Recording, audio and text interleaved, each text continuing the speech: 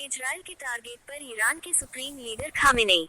क्या दुनिया से खत्म हो जाएगा शिया नेताओं का प्रभुत्व? ईरान और इजराइल कभी दोस्त हुआ करते थे, लेकिन 1979 में हुई इस्लामिक क्रांति के बाद दोनों के रिश्ते बिगड़ने लगे। इस्लामिक क्रांति के बाद अयातुल्लाह रूहुल्लाह खुमैनी ईरान लौटे और सर्वोच्च लीडर की कमान संभाली।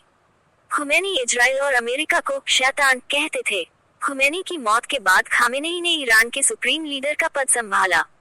मौजूदा समय में वह मुस्लिम उम्माह की एक मजबूत आवाज बनकर उभरे हैं। गाजा जंग को 1 साल पूरे होने वाले हैं। इस बीच इजराइल, हमास और हिजबुल्लाह के लगभग सभी बड़े लीडर्स और कमांडर्स को खत्म कर चुका है। 27 सितंबर को लेबनान के बेरूत में हुए हमले में हसन नसरुल्लाह की मौत हो गई।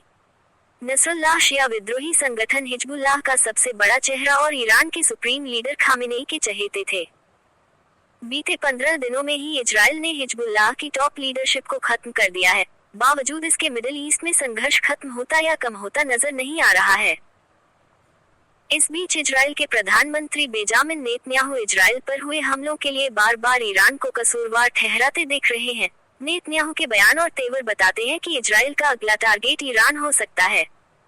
बीते कुछ महीनों से इजराइल ने अपनी रणनीति में बड़ा बदलाव करते हुए छोटे प्यादों की जगह बड़े प्लेयर्स को निशाना बनाया है।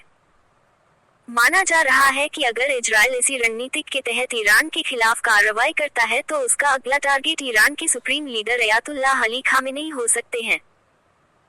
वहीं हिजबुल्लाह चीफ के मारे जाने के बाद से खामेनेई ईरान में किसी सुरक्षित ठिकाने में हैं।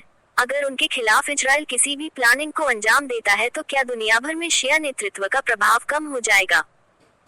ये सवाल इसलिए क्योंकि ईरान सबसे बड़ी शिया आबादी का नेतृत्व करता है और दुनिया में इस वक्त खामेनेई के कद का कोई दूसरा बड़ा शिया नेता या धर्मगुरु मौजूद नहीं है। ईरान और इजराइल कभी अच्छे दोस्त हुआ करते थे, लेकिन 1979 में हुई इस्लामिक क्रांति के बाद दोनों के रिश्ते बिगड़ने लगे। इस्लामिक क्रांति के बाद अयातुल्लाह रूहुल्लाह खुमैनी वापस ईरान लौटे और सर्वोच्च लीडर की कमान संभाली। खुमैनी इजराइल और अमेरिका को शैतान कहते थे। खुमैनी की मौत के बाद खामेनेई ने ईरान के सुप्रीम लीडर का पद संभाला। उन्होंने इजराइल और अमेरिका को लेकर खुमैनी की विचारधारा का दृढ़ता से पालन किया। मौजूदा समय में वह मुस्लिम उम्माह की एक मजबूत आवाज बनकर उभरे हैं।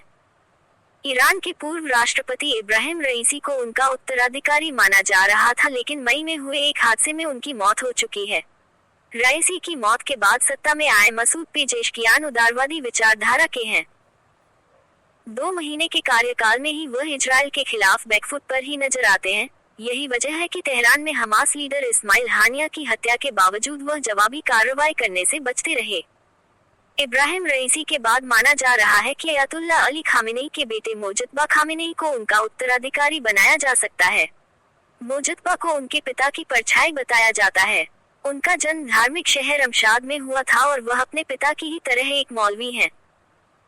मोजतबा को अपने पिता के कट्टरपंथी हलकों में ताकतवर माना जाता है, लेकिन बावजूद इसके वह फिलहाल दुनिया भर के शियाओं का नेतृत्व करने वाला चेहरा नहीं बन पाए हैं।